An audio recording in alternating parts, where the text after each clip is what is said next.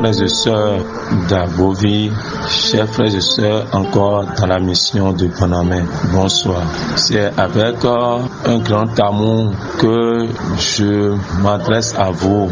Nonobstant vos propos décourageants, vos injures, vos persécutions, vos critiques, c'est parce que je me mets dans la peau du bon pasteur et je me dis chaque fois que vous ne saviez pas ce que vous dites. Moi, je ne vous ai jamais traité de mouton de panuche ni de rat couché sur une caisse et ignorant le contenu de la caisse. Jamais. Plutôt, j'ai toujours allumé la torche et sollicité que vous veniez voir à la lumière et que vous acceptiez d'ouvrir votre cœur pour que ce que vous cherchiez et que vous a conduit à Bonamé, vous puissiez arriver à l'obtenir. L'amour de Dieu, la parole de Dieu, la vérité. Nous disons souvent en chantant ta parole, Seigneur, c'est l'homme vivant, c'est l'homme debout qui te rend honneur.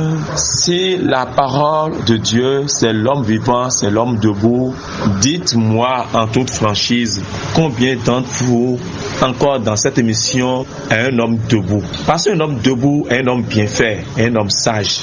Combien d'entre vous aviez menti aux gens pour emprunter de l'argent pour aller faire des cérémonies? Combien d'entre vous aviez emprunté de l'argent chez les gens en avançant de faux arguments et aujourd'hui vous cachez? D'autres sont en fuite, d'autres sont en prison. Combien d'entre vous avez vendu vos biens dans l'optique d'avoir un lendemain meilleur? Ce que Dieu ne fait jamais, ce que Jésus n'a jamais fait. Et le Christ nous donnait un exemple lorsque le diable lui demandait de sauter, que son Père envoyera des anges pour le sauver. Et s'il écoute et fait sa volonté, tout ce qui est de ce monde lui appartiendra, les biens matériels lui appartiendra. Le Christ était donc donné l'exemple lorsqu'il refuse au diable, soit disant que tu ne tenteras pas le Seigneur ton Dieu. Alors vous, aujourd'hui, le diable est en train de vous tenter et vous avez cédé à cela. Vous avez vendu ce qui ne vous appartient pas. Vous aviez pris, si effectivement vous croyez que c'est le corps de Christ, vous vous êtes lavé avec cela. Vous avez creusé, vous l'avez enterré. Vous payez pour l'acheter et vous créez la division entre vos frères et sœurs. Chers frères et sœurs d'Abovi, écoutez-moi très. Vous qui vous agitez, vous faites de bruit, parfois vous allez jusqu'à dire que c'est le diable qui est en train de me faire perdre, que je n'ai plus la foi et que c'est le diable qui a pris possession de moi. Je voudrais aujourd'hui vous dire la vérité. Écoutez-moi très bien. Ouvrez bien vos cœurs et vos oreilles avec force de l'Esprit Saint. Que l'Esprit Saint vienne vous habiter afin que vous puissiez bien écouter ce qui a fait que j'ai pris ma grande résolution de vous demander de quitter Dabo, que c'est un imposteur. Parce que si j'ai compris, si vous-même vous voulez, vous pouvez comprendre. Mais dans l'humilité, dans cet amour de vous conduire à la lumière, de vous conduire au Seigneur, à partir d'un certain moment donné, tout ce que Dabo nous disait de vous faire, ça me blessait, ça me choquait. Parce que chaque fois on vous demandait l'argent, la cérémonie. Si quelqu'un n'en a pas, la personne, il est relégué, il est laissé pour compte. Dans l'église, on ne le considère pas. Parfois, mais il est à rond de venir dans l'église. Et chaque fois, des messages passent là, ça vient des cérémonies. C'est pas ce qui a été dit au départ. Parfois, on nous demande de mettre la pression sur vous. Vous n'êtes pas là pour entendre. Et moi, personnellement, quand je reviens et je mets pas pression sur vous, on me dit que, vraiment, je suis trop gentil avec vous. Je vous chéris. Et c'est à cause de ça que sur les grandes paroisses, il y a assez de monde, de fidèles, on n'aime pas m'envoyer là. Parce qu'on se dit que s'il y avait l'autre là-bas, il est très gentil. Il vous aide trop. Il a pitié de vous. Il ne vous sert pas. Il ne vous pèse pas. C'est ça que vous voulez? On a dit que le bon pasteur prend soin de ses brebis. Donc vous voulez que je sois un lion avec vous, que je sois un chat avec vous, et que vous deveniez des poissons pour moi? Non. Écoutez-moi très bien, chers frères et sœurs. Aujourd'hui, je voudrais que, en toute franchise, que nous ouvrons notre cœur à la vérité. Comme le disait le Seigneur, aujourd'hui, ne fermons pas notre cœur, mais écoutons la parole du Seigneur. Aujourd'hui, ne fermons pas notre cœur, mais écoutons la voix du Seigneur. Aujourd'hui, nous ne pouvons pas fermer notre cœur à la lumière, à la vérité.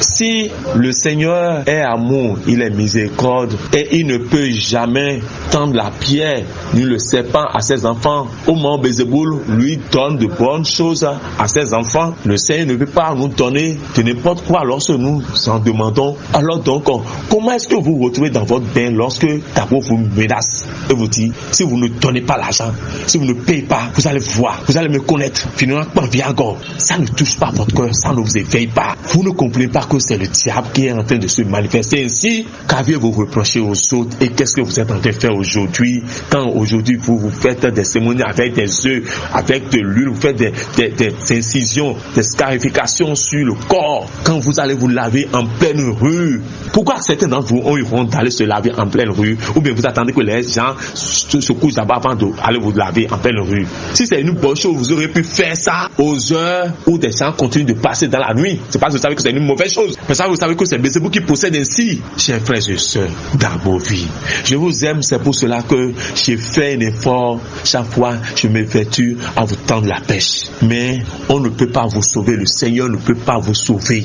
Le Seigneur ne peut pas intercéder pour vous sans votre propre volonté. C'est pour cela que si effectivement vous vous rappelez de comment le Christ s'est toujours manifesté avant de sauver quelqu'un, avant de guérir quelqu'un, avant de délivrer quelqu'un, le Christ cherche toujours à savoir si la personne s'est donnée à la foi. Et comme l'évangile de ce jour nous le dit par rapport aux deux aveugles également, ces deux aveugles que le Seigneur a demandé, est-ce que croyez-vous que je peux? Ces deux aveugles qui ont crié, Jésus, fils de David, sauve-moi, guéris-moi. Il lui a demandé, croyez-vous que je peux? Et ils lui ont répondu, oui, nous croyons, la foi. Regardez cet aveugle à qui Jésus a ouvert les yeux, il lui a demandé, va te laver dans l'eau de Siloé. Il est parti se laver les yeux et il a vu. Combien de fois d'abord vous a demandé de donner ceci, payer chapelet, payer gotiblano, payer roncan, payer bracelet, payer foulard, payer linge, payer l'huile, venez sur la Sainte-Colline, venez quoi, qui n'est pas une Sainte-Colline. Qu'est-ce que vous n'avez plus fait? Vous qui avez tué des moutons, des béliers, vous qui avez payé des chevaux, qu'aviez-vous gagné dans tout ça aujourd'hui? Dites-nous la vérité. Dites-nous la vérité, chers frères et sœurs. Acceptez de venir à la lumière. Dieu est la lumière. Acceptez de sauver votre propre âme. Acceptez de confier votre âme à Dieu. Ne jetez pas votre paradis dans l'enfer. Ne vantez pas votre paradis au diable. Dabo est un bon menteur, c'est un imposteur. Vous n'avez pas honte quand on vous demande que vous pouvez aller vous prostituer et lui ramener de l'argent. Vous n'avez pas honte quand vous mentez pour pouvoir gagner de l'argent afin d'aller faire des cérémonies pour voir vos besoins de cette mission diabolique. Moi, je ne vous ai jamais traité de rat ni de souris couchée sur une caisse et ignorant le contrôle de la caisse. Cela veut dire que on vous traite de moutons. Je vous ai jamais traité de moutons. Je vous ai toujours considéré comme des brebis. En tant que bon pasteur, j'ai le devoir de vous aider. Alors donc, les pressions et les cérémonies et les promesses sans cesse de Dabo ont commencé par montrer ses failles.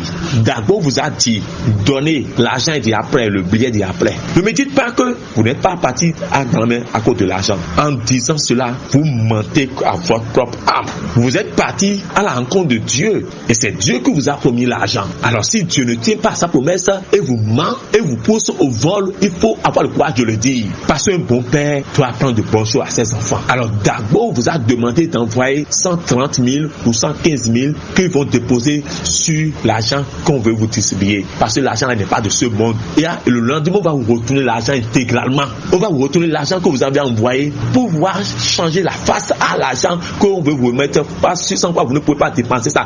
Parce que l'argent n'est pas l'argent de ce monde. C'est ce qu'il vous a dit, non? Et on vous a appelé dans des chambres pour vous souffler certains évêques, certains cardinaux. On vous demande de ne pas dire ça à quelqu'un. N'est-ce pas ce qui a été dit? Est-ce que le lendemain vous avez reçu l'argent? Est-ce qu'on vous a retourné ça? Vous qui êtes prêté l'argent chez les gens, vous êtes venu faire ça? Est-ce qu'on vous a retourné l'argent? Vous savez ou pas ce qu'on appelle ça? La situation de ça, on appelle ça un menteur, un voleur, un bandit, un délinquant, un renégat, un assassin. Ce sont eux qui procèdent ainsi. Dabo vous a toujours fauché. C'est un délinquant, un escroc, un gaïman. Dites-vous la vérité vous-même. Alors donc vous allez donner cette éducation à tous vos enfants. Allez-y, remettre l'argent à des gens qui vont promettre le lendemain vont vous retourner ça. Et si ne vous retournent pas, si tu travailles à la banque, tu prends l'argent de la banque, tu t'en vas remettre, tu prends l'argent de la banque, tu dis je fais le prêt, le lendemain je vais nous remettre et le lendemain tu ne remets pas sa place. Dites-moi, si tu prends 130 000 fois 20 et tu prêtes à 20 Tabovi qui s'en vont faire procéder ainsi pour cette cérémonie et le lendemain ne reçoit pas l'argent là. On va pas le virer de leur service. Tu diras à ton patron que non, c'est Dieu qui a promis de l'excuser. Après, lorsque le Dieu va te retourner l'argent, tu vas retourner ça dans la caisse, dans la banque. Ah, ceux qui sont actionnaires de la banque, qu'est-ce qu'ils diront? L'entreprise va fermer. Si on devait permettre à vous tous de venir chercher l'argent à la banque comme ça pour aller déposer à Tagbo, soit disant que le lendemain vous allez retourner l'argent et juste aujourd'hui, nous sommes en train de faire 1 an, 2 ans, l'argent n'est pas revenu là. L'entreprise va fermer. Alors donc vous ne savez pas ce que effectivement que c'est ça qui signifie à Djekamo Badji, un rat couché sur une caisse, ignorant le contenu de la caisse, c'est des couteaux, c'est du sang, la tête humaine, c'est le diable qui est dans cette caisse et il est en train de vous miroiter l'enfer et vous ne savez pas, vous pensez que c'est le paradis. Écoutez-moi très bien, chers frères et sœurs. Je vous dis, si vous voulez, Dieu va vous sauver. Mais si vous ne tapez pas, frappez pas la porte, il ne va pas vous sauver.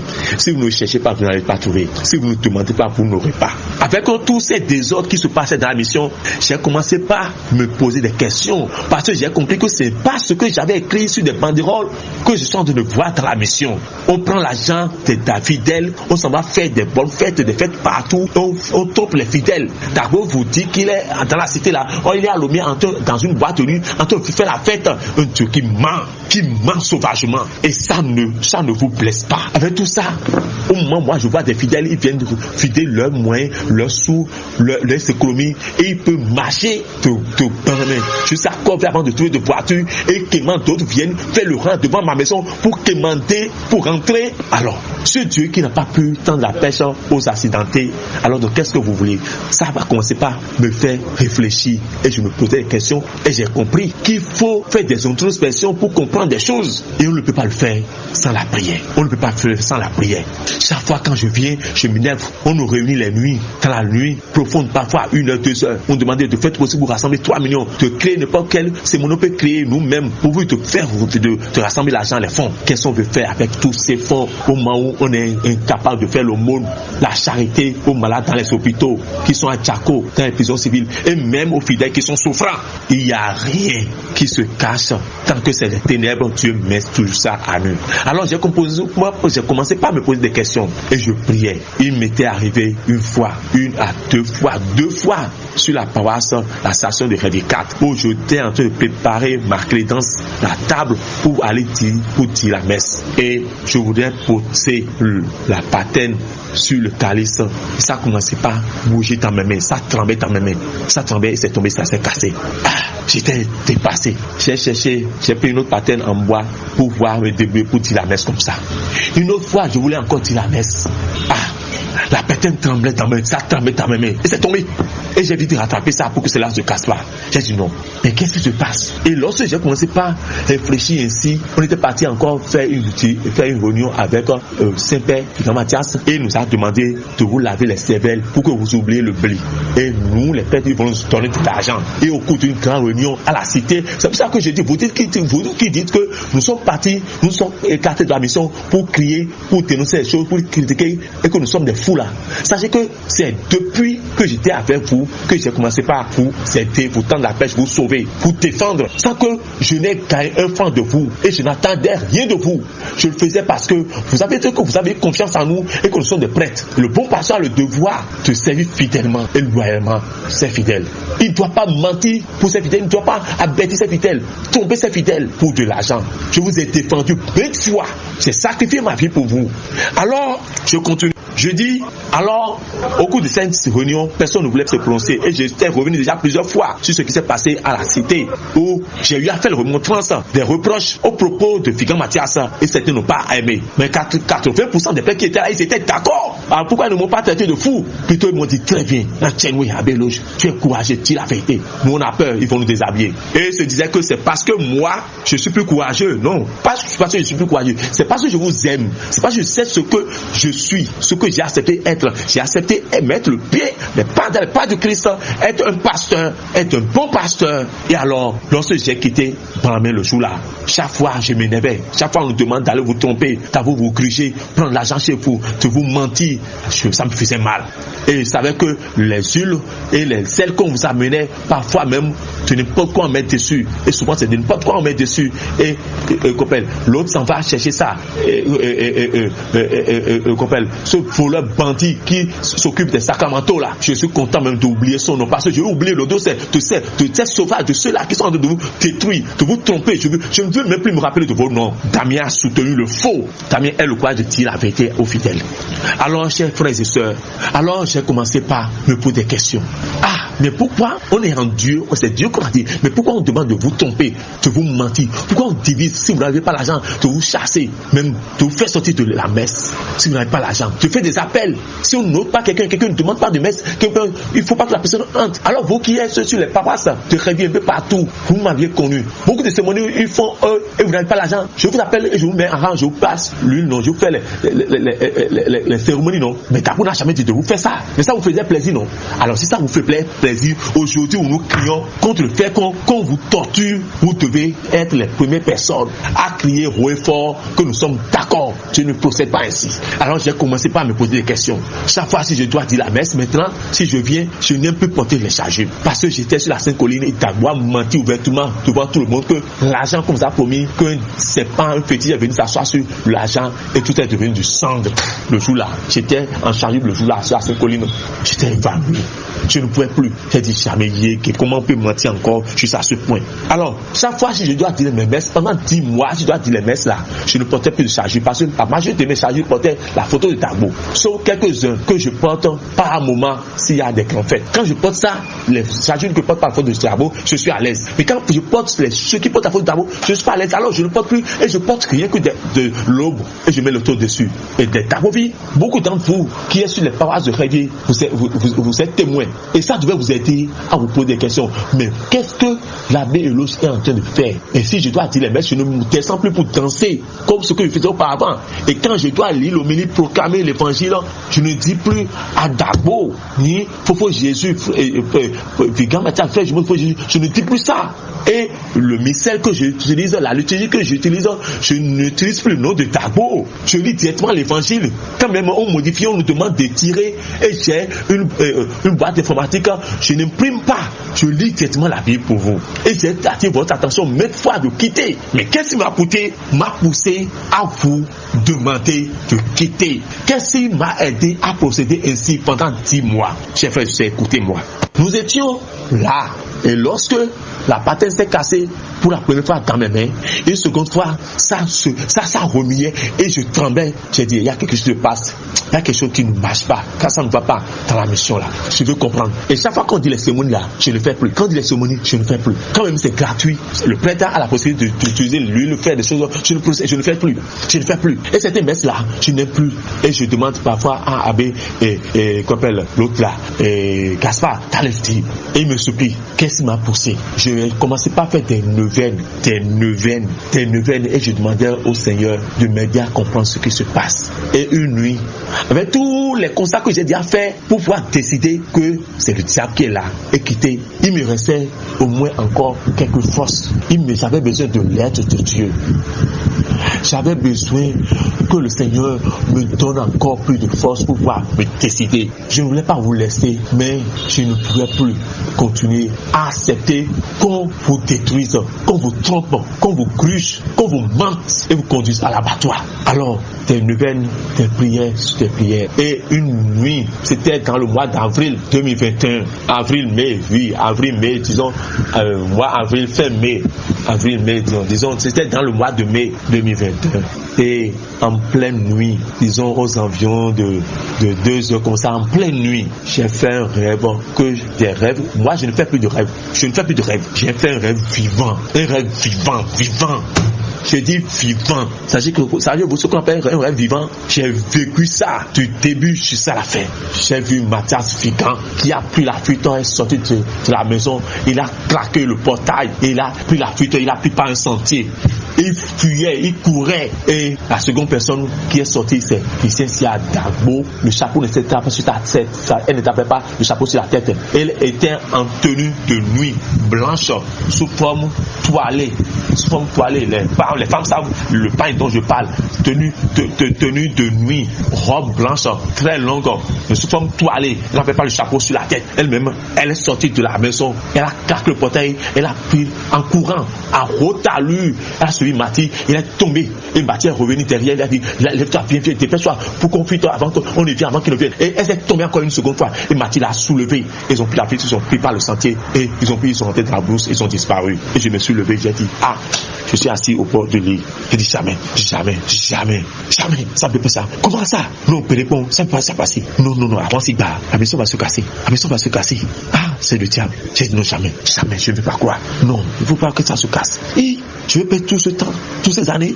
Non, Seigneur, non, il ne faut pas que ça arrive. Et c'est là, j'ai commencé, la chose a commencé par me faire revivre pourquoi la patine était tombée et c'était cassé. Une seconde fois, la patine voulait tomber. Et pourquoi je grelottais, ma main tremblait et tout ce que je voyais. Pourquoi à chaque fois les cérémonies je ne fais plus. Quand on dit je n'aime plus faire, pourquoi à chaque fois quand on dit je n'aime plus faire, j'ai commencé par comprendre.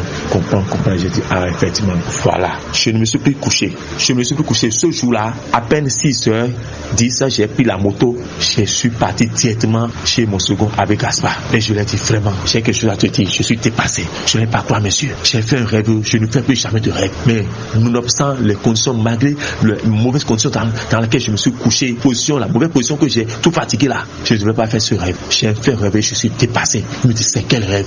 Je lui ai dit, je suis dépassé. Mais si ça se passe comme ça, et nous sommes fouchus. Il y a tout ce temps qu'on a passé.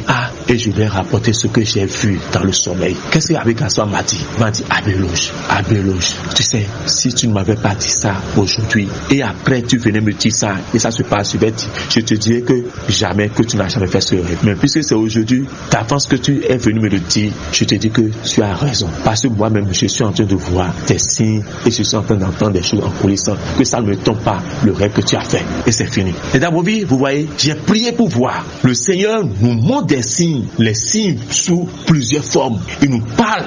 C'est pour cela que je dis aujourd'hui, ne fermons pas notre cœur, mais écoutons la voix du Seigneur. Aujourd'hui, ne fermons pas notre cœur, mais écoutons la voix du Seigneur. Je voyais les signes et j'ai demandé au Seigneur, éclaire-moi davantage.